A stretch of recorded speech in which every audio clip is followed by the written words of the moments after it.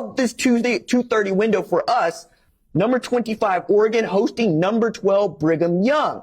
You'll know number 25 Oregon rolled through Brigham Young 41-20 at Austin Stadium. Since that Georgia game where they suffered that humiliating defeat, they have been coming out gangbusters.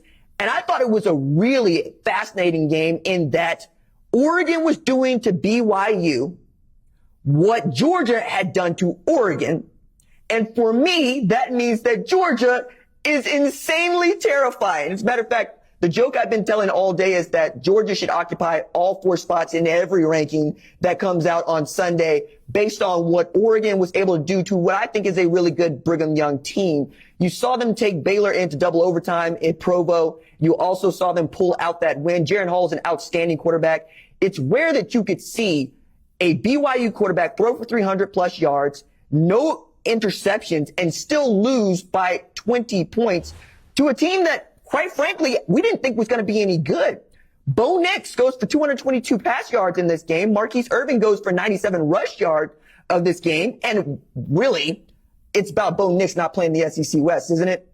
Because since he has left there, he's looked good. As soon as he plays an SEC team like Georgia, he looks bad. You get the full Bo Nix experience. He's also making great use of a player that I was very high on when he committed and signed with Oregon in wide receiver Troy Franklin. Last year as a true freshman, he caught all of 18 passes in 14 games.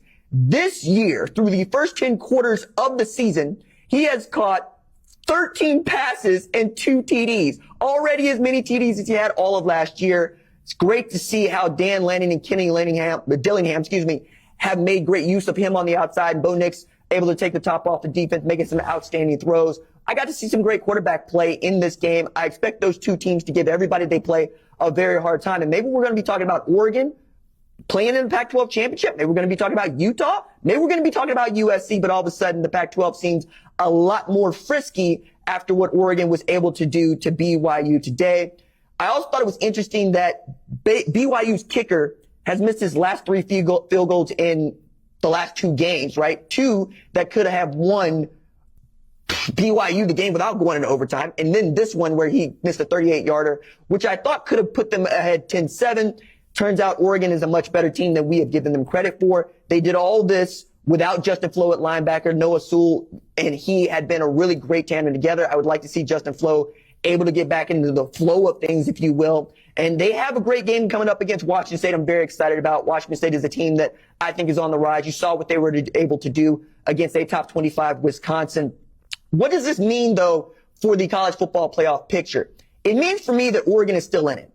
It means that Oregon still has an opportunity to show us what they are made of and get back to a college football playoff spot. But again, I mentioned it with Oklahoma. How's this all going to shake out?